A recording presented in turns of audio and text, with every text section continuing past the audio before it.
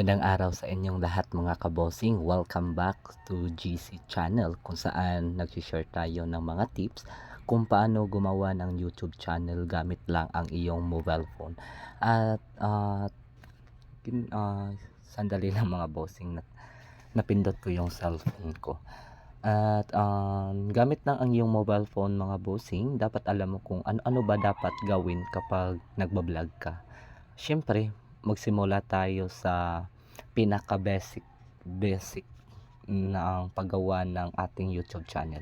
Kung ikaw pala ay bossing ay nagbabalak ng gumawa ng YouTube channel mo, ang content na ito ay bagay sa iyo. At kung baguhan ka lang sa channel ko, please subscribe my channel at i-click ang bell icon para updated ka sa susunod kong mga video at mga tips. Sa totoo lang mga kabosing, hindi naman mahirap gumawa ng sariling YouTube channel gamit lang ang ating mga mobile phone. Napakadali lang ng mga step. Una sa lahat, dapat alam mo kung ano ba ang mga content mo. Yung talagang gusto mong gawin para di ka magsawa, para tuloy-tuloy kang makapag-share ng video mo. At ang pangalawa mga kabosing, mas maganda na mag-isip ka ng YouTube name mo na mas madaling matandaan, yung tipong magagamit mo as branding. Yan lang mga kabosing, tara gumawa na tayo ng YouTube channel natin mga bossing, samahan nyo ako mga bossing. First step mga bossing, kung wala ka pang Gmail account, kumbaga email address, Gmail account, gumawa tayo ng Gmail account. Punta lang tayo sa Chrome, ayan po mga bossing, i-click nyo lang yung Chrome. Tapos may password, may security password po yung cellphone ko mga bossing, sandali lang po. Ayan, punta tayo sa Chrome. Tapos ito mga bossing, nilog out ko pala yung email address ko mga bossing, kasi ito po ay dummy account, for tutorial purposes lang po ito mga bossing. At kung wala ka pang email address mga bossing, gumamit ka ng isa pang account, piliin mo yan. At kung may email address ka mga bossing, piliin nyo, i-sign in nyo lang yung existing email address yung mga bossing, sapagkat yan po ang gagamitin nyo kapag gumawa tayo ng YouTube channel natin. At ngayon mga bossing, ituturo ko sa inyo mga bossing kung paano gumawa ng email address. Kung wala pang email address mga bossing, first, pindutin nyo lang po yung gumamit ng isa pang account. Ito, the second option. Then, makikita nyo mga bossing, email or phone. Forget email, and then next at the lower side, next, and then piliin lang po natin yung create account. Yan. And then may choices po dito mga bossing. For my personal, piliin lang po natin yung my personal use. Ayan mga bossing. At ilagay nyo yung mga personal information yung bossing. Kagaya sa akin mga bossing, yung true name po mga bossing is ayan. Ang last name ko po, last name nyo po, ayan. At itap nyo lang po yung next. Ayan. At birth date nyo lang po, ilagay nyo lang po dyan. Ayan. Alright. At gender nyo, kung kayo naman ay babae at lalaki mga bossings. Ayan. At itap nyo lang po yung next. Kung tama na po yan. At makikita nyo mga bossing, may si Google. May mga binigay si Google na mga sample. Nasa inyo na po yan kung gagamitin nyo or mag-create kayo ng panibago, kung baga personalized nga email nyo po. Sa akin po mga bossing, gagamitin ko po yung binigay ni Google, suggest ni Google po mga bossing. Piliin ko po yung madali lang pong matandaan, kagaya na itong Cañete Junior 06@gmail.com, the first one. Piliin lang po nyo yan. Pasensya na po sa boses ko mga bossing, kasi paos po ako ngayon kasi may ubo at sipon po ako. Alright, at kung nagustuhan nyo kung may napili na po kayo, tap nyo lang po yung next.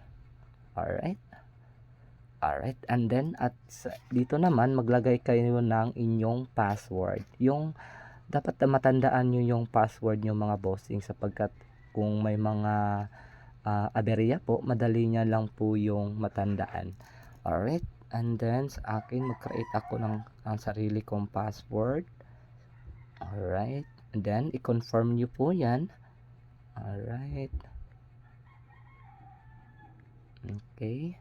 And then kung tama na po 'yan, kung tap niyo na lang po ang next, then this is the most important part mga bossing. Kailangan niyo pong, maglagay ng recovery email address kumbaga kung wala po kayong ibang email mga bossing, puwede niyo lang pong skip lang. Sa akin skip ko na lang po 'yan. And then i-tap ko na yung next, and then agree. Alright. And then antay mo lang tayo. Ayan, may account na tayo mga bossing. Ayan mga bossing, makikita mo at the upper right side mga bossing, makikita niyo yung, initial, letter of, sa inyong name. Kumbaga sa akin is J. So, ang nasa gitna po yung, mukhang circle, mga bossing, i-tap niyo lang po 'yan, and then punta kayo sa YouTube, ayan. At pagkatapos mga bossing, skip niyo lang po 'yan. Pagkatapos mga bossing, andito pala yung channel ko mga bossing, naka-login pala mga bossing. Sa sign out ko lang po ito kasi gagamitin natin yung for tutorial na account mga bossing. Switch account muna ako, and then pipiliin ko yung ginawa natin kanina mga bossing. Ito mga bossing, ayan. Alright, ito na yon mga bossing. Makikita nyo scroll down lang po kayo, makikita nyo to mga bossing, yung home, short, at plus sign, subscription, and then andito na yung pangalan nyo mga bossing. Ayan. Alright, and then click na lang po yung create channel. Ayan. And then ito na po yung channel name nyo mga bossing. Kumbaga yung sinabi ko po kanina mga bossing, bago kayo gumawa ng sarili nyong channel, dapat nakaisip na kayo ng pangalan sa sarili nyong channel. Yung magagamit mo as branding mga mga kabossing, yung madali lang pong matandaan mga bossing. At ayan mga bossing, kung gusto nyo pong lagyan ng profile picture nyo, kumuha lang kayo sa inyong mga cellphone. Ayan, mag-routed kayo sa inyong gallery, at tapos mga bossing, kung magpipili kumbaga ito. Alright, and then save as profile pic. Sample lang po ito mga bossing ha.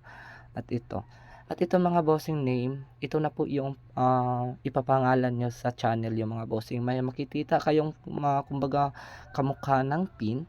Ayan, pindutin nyo lang po yan, and then pwede nyo yung i-edit mga bossing. Kumbaga sa akin mga bossing, this is for tutorial purposes only.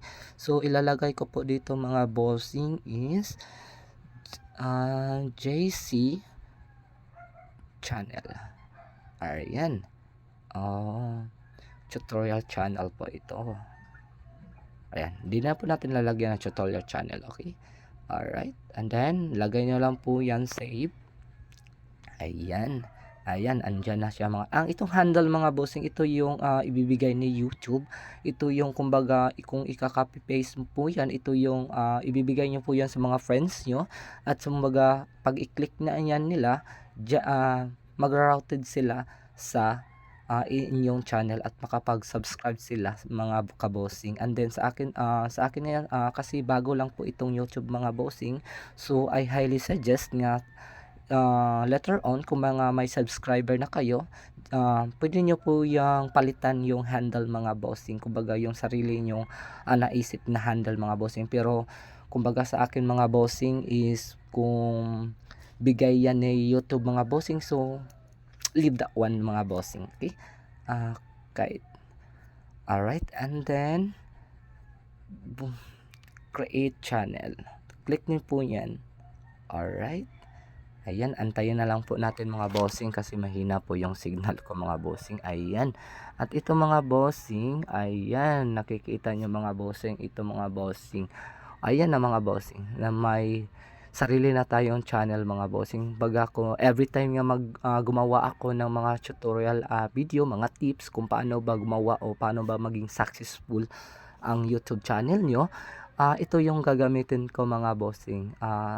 To telling you honestly mga bossing, kaka-start ko lang po na gumawa ng, sarili kong, channel mga bossing. Pero may karanasan na po ako kumbaga sa mga friends ko na nagba-vlog. So, may karanasan na po ako kung paano ba gumawa ng, video at paano ba gumawa ng pag-edit ng mga video gamit po ang CapCut. Sa susunod kong mga content mga bossing, ituturo ko naman sa inyo kung paano ba mag-upload ng video at ano ba yung mga tamang gawin o pag-edit ng video kung bago nyo siya i-upload sa YouTube channel nyo. At kung mga may tanong po kayo mga bossing, leave the comment lang po mga bossing at gawan natin yan ng mga content sa susunod kong mga tips mga bossing. Sa ngayon mga bossing, ito lang po mga bossing. Ayan mga bossing, may sarili na tayong YouTube channel mga bossing.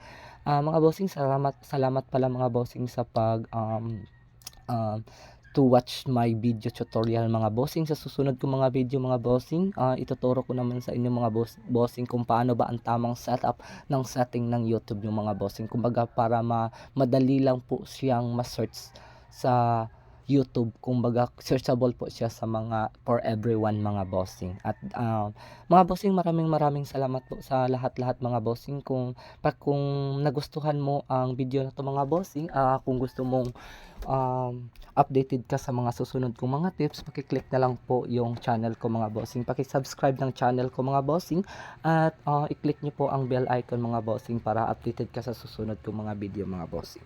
Salamat mga bossing.